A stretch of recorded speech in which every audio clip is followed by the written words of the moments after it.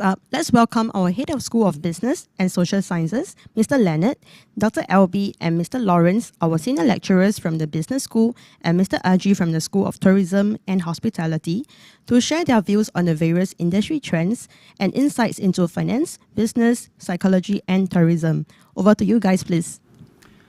Thank you, Gina. So welcome to all of you, the audience, to this topic, the key industry trends that you must know. So with me here, I have my colleagues. They're all very experienced lecturers in their respective fields. And as academicians, I feel that we must be really have the feel on the pulse of our industry, on our societies, and the trends that the industry is showing. So today, we're going to just have an informal chat about some of the key industry trends in areas like psychology, tourism, finance, as well as business in general. Okay. So I'll just talk about psychology. Now, I think that we know that we are now getting better from the COVID pandemic. But since these 2 years, we know that the COVID pandemic has actually impacted our Singapore society quite badly. Singapore, in general, has been a fast-paced society. But with the pandemic, that has slowed down. In fact, it has actually accelerated. People nowadays, they don't know how to differentiate between when they're supposed to stop work and when they're supposed to start work. They work long hours. They also have worries from the pandemic. We see they worry about job loss. They worry about the travel restrictions. They worry about the health issues.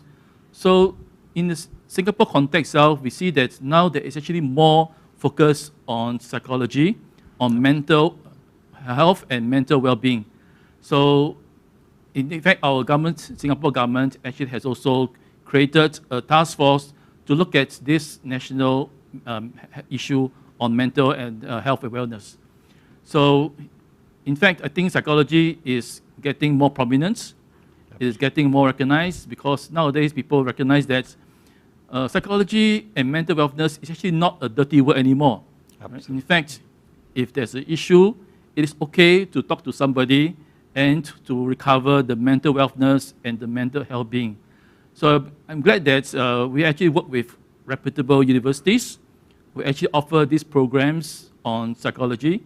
And in fact, I believe that the career prospects for our students would be fantastic because nowadays they have more opportunities.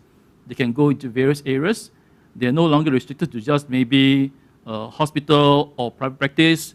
They can go into companies who now also hire psychologists and also government sectors and even schools. They hire expertise in these psychology areas. Okay?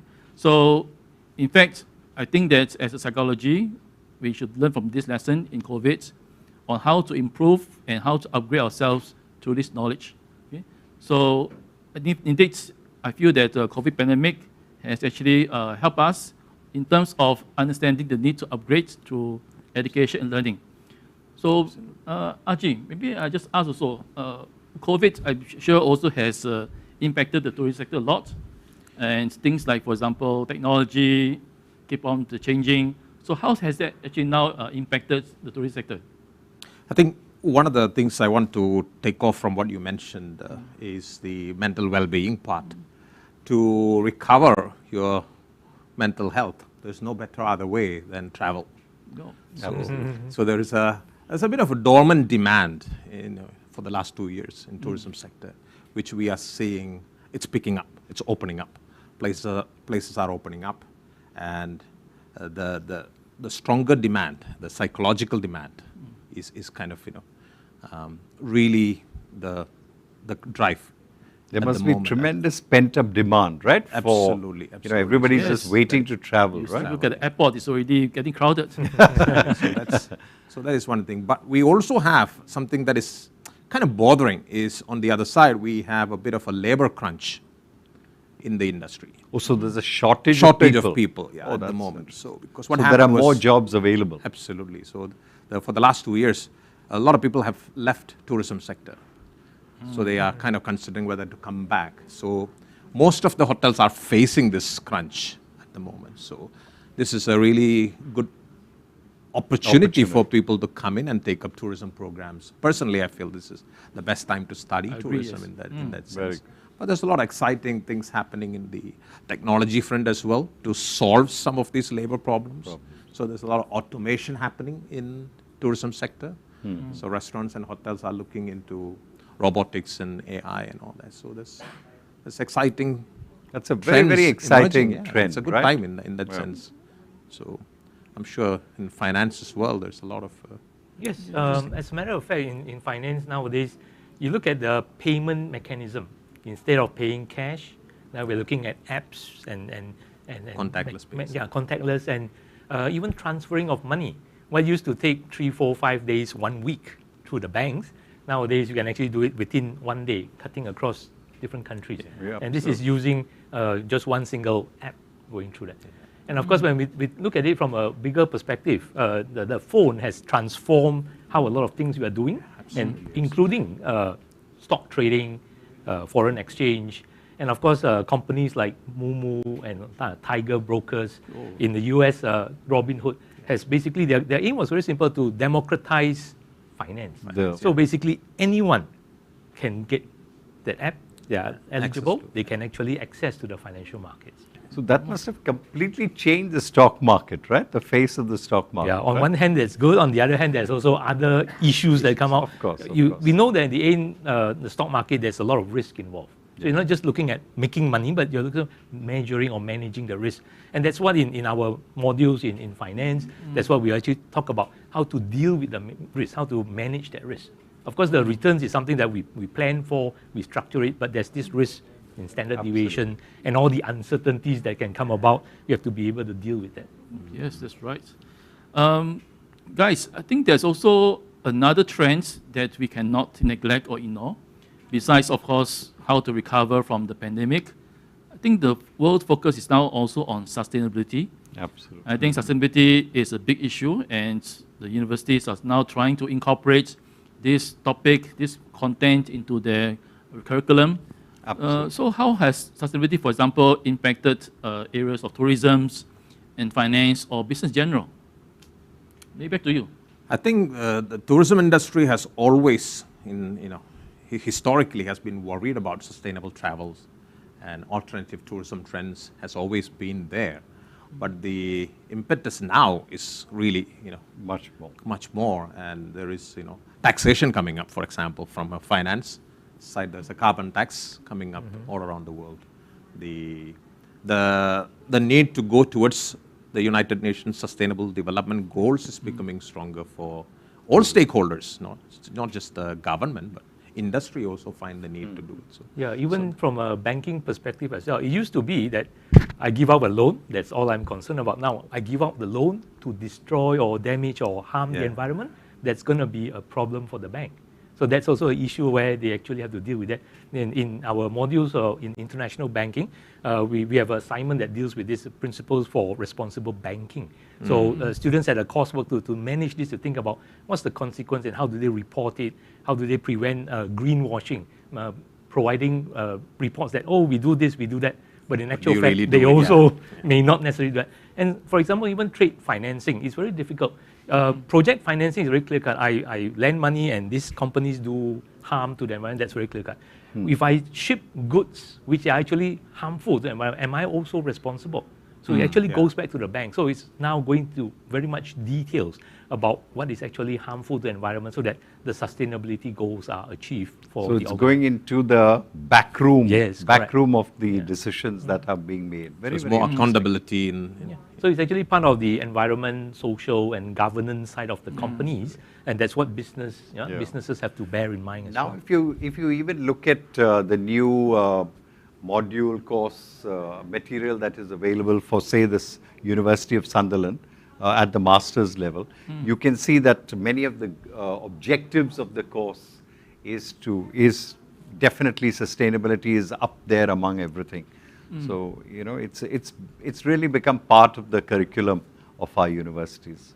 Yes, I'm really glad that this buzzword sustainability is picking up, because back then when I was a student doing my postgraduate studies, I think this word was totally unheard of. Unheard of. And teachers, okay, right, they just don't want to touch this topic. Universities were not willing to talk about sustainabilities. Yes. But now, because it is now a force to be reckoned, Absolutely. businesses cannot no longer ignore sustainabilities, especially now with governments already putting their foot down and putting goals to have zero, net zero zero, emissions of Absolutely. carbon dioxide. So as businesses, I think this is something that we need to reckon with. And our students, when they go in industries, they also need to be aware of how they can help their employers, the companies, to actually to reach these sustainability goals. Okay, I think hotels is also one big area.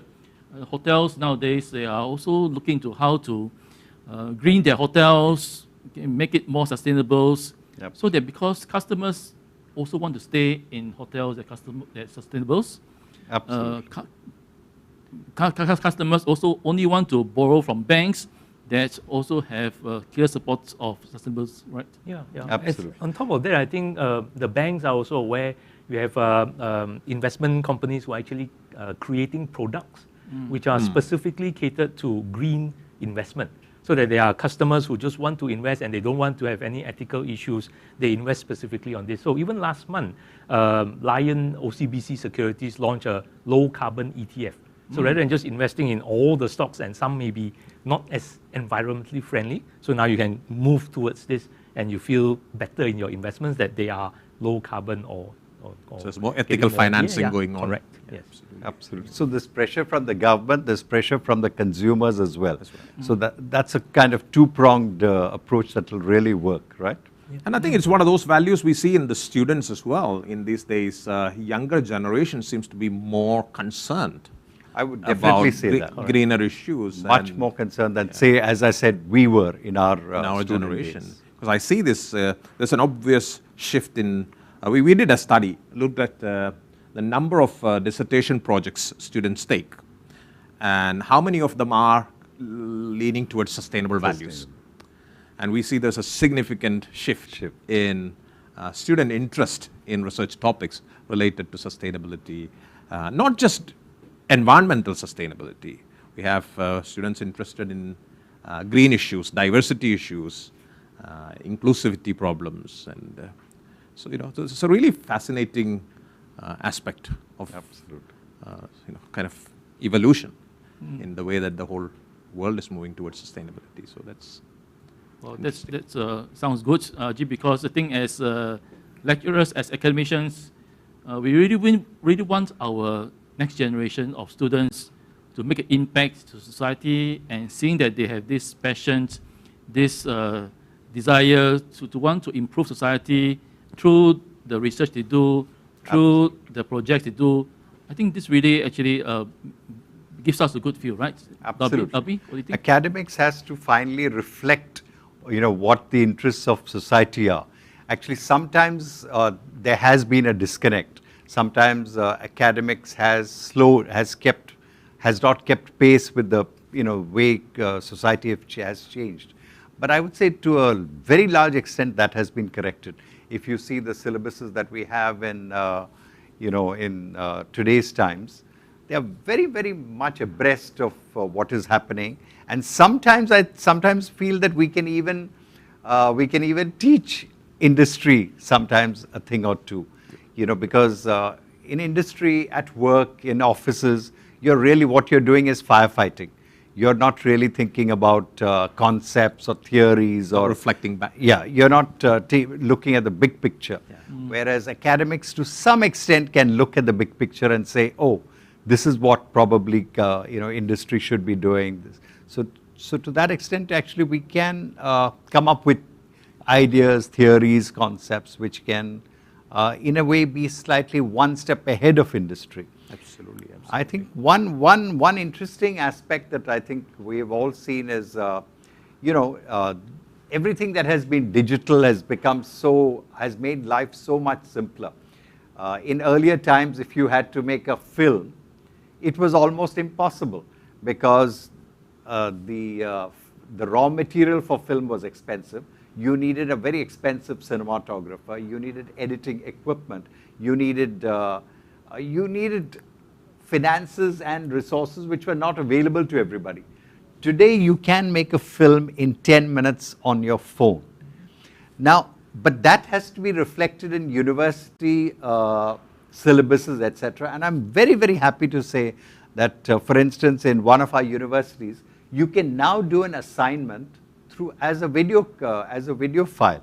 Oh, really? Or you can do it as a podcast. That means it's an audio file. Wow, this is something that is unheard of during our time, huh? Really? Absolutely. It's very good that at the end, from end to end, we're actually using technology and it assists the students to be able to learn and pick up these kind of skills. And we are also giving back in the sense, for instance, I mean, if you look at industry, if somebody is going out to check out a new retail outlet in, let's say, Geelong, they've opened a new retail outlet in Geelong. In earlier times, they would say, okay, let's send somebody out and let's do a research report and, let's find out what would happen. But today we are telling young people, when you do a research report, also do a video report. Take videos of customers. One customer says, hey, I wasn't happy with it at all. Another customer says, I was very, very happy. But when you see the expressions of the customers, it's much more real than seeing it in a paper report. So video is a medium that has become an assessment tool, and it's become possible only because of technology. It was something that we couldn't dream of using earlier.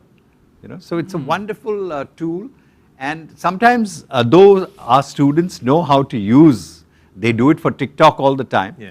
But when I tell them that we're going to use it for an assignment, they are taken aback and they think, oh, how can we use it for an assignment? They don't take it seriously. Yes. But it's something so wonderful. It's really wonderful. That's interesting.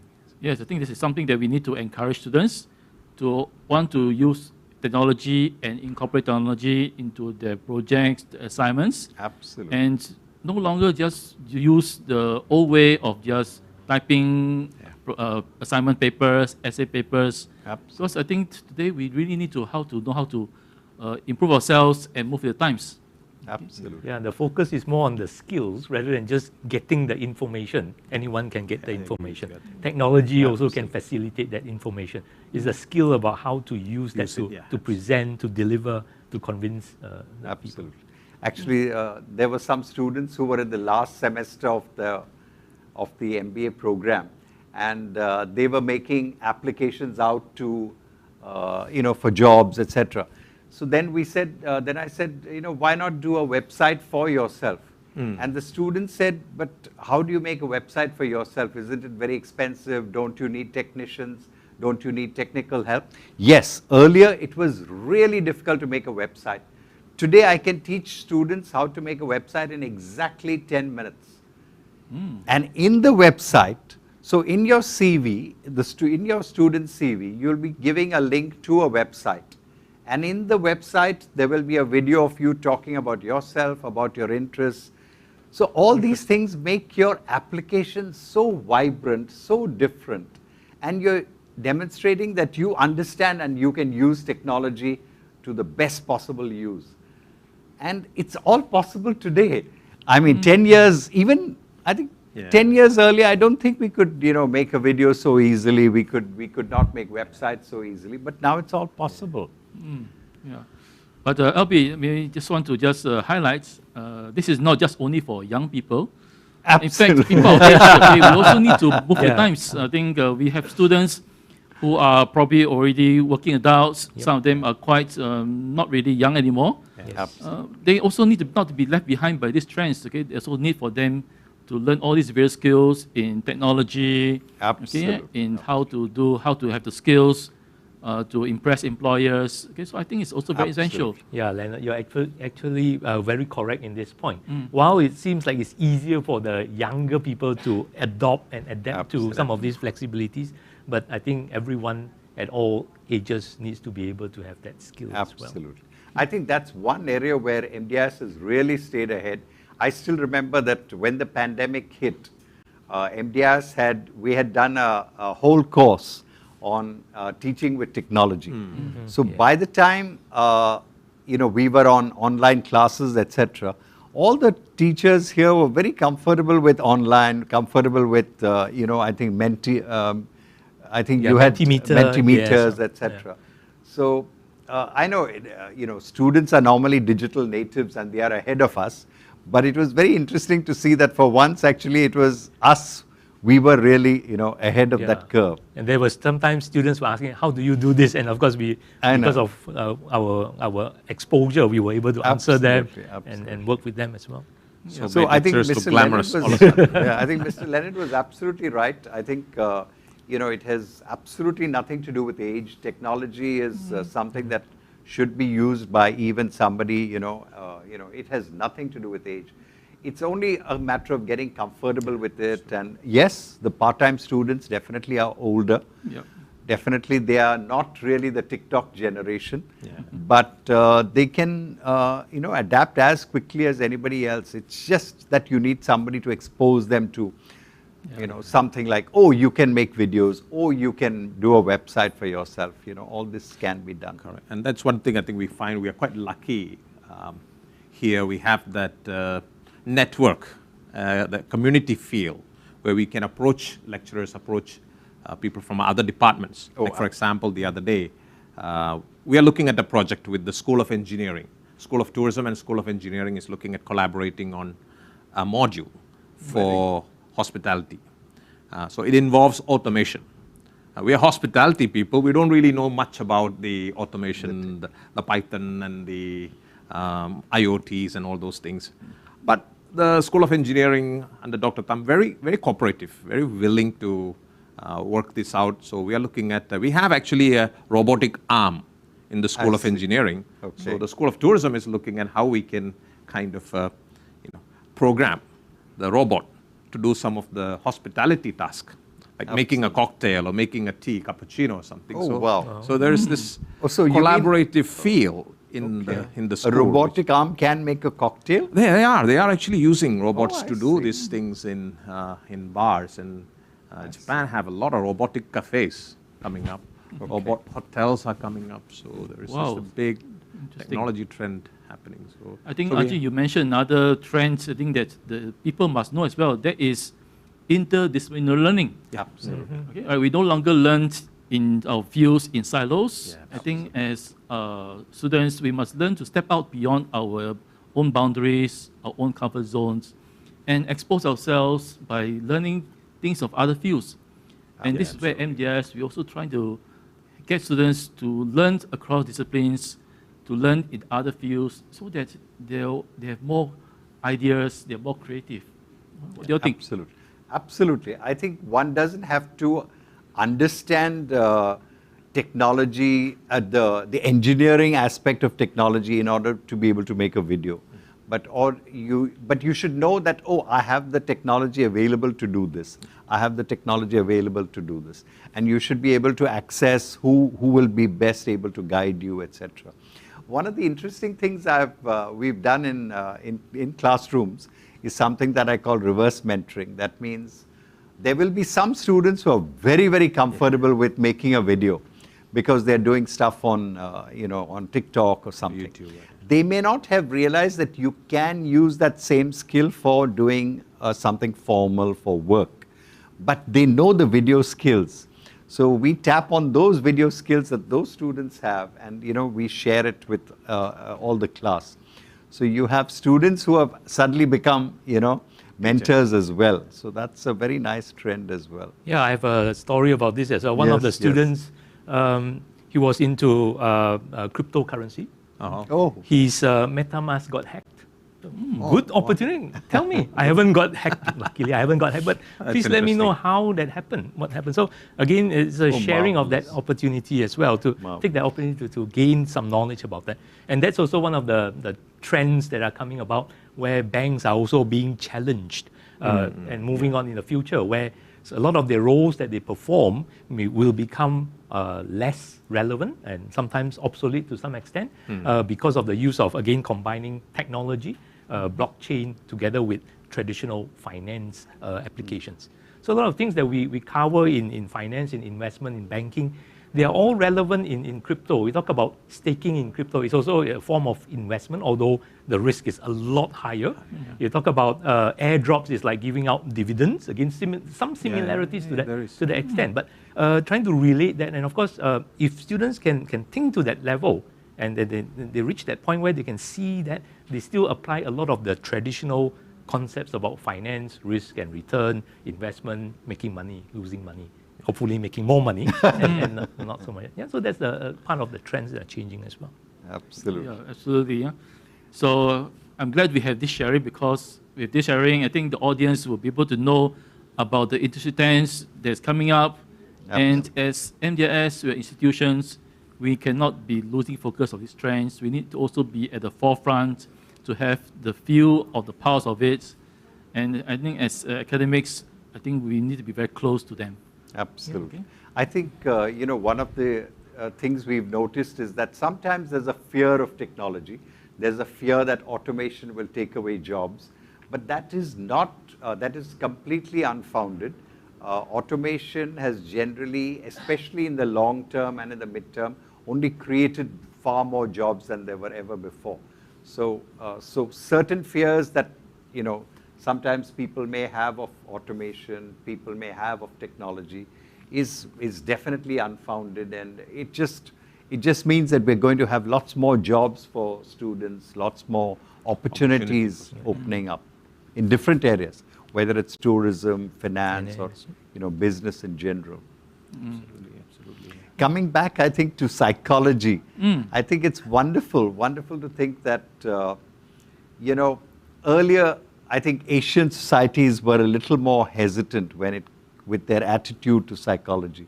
But I think we're seeing that transforming quite quickly.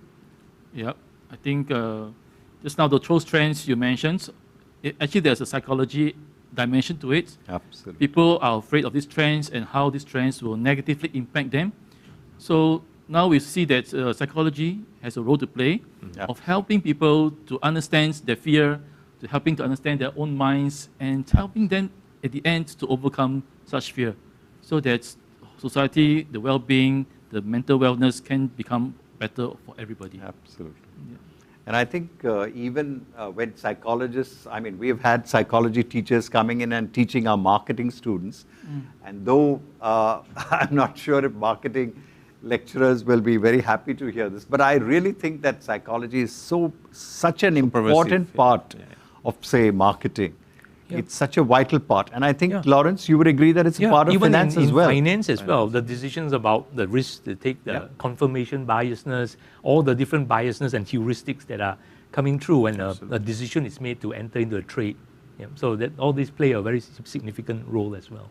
And in tourism as well, the consumer travel psychology, the motivational factors, the actual behavior at destination, the experience seeking, thrill seeking, all those are definitely within the discipline of psychology in that sense. So, yes, I think psychology helps the tourist sector because we must understand the thinking, the perspective of this new type of consumers in tourism, and that's the reason why nowadays we have ecotourisms, we have sustainable tourism. It's actually tourism, coming into picture.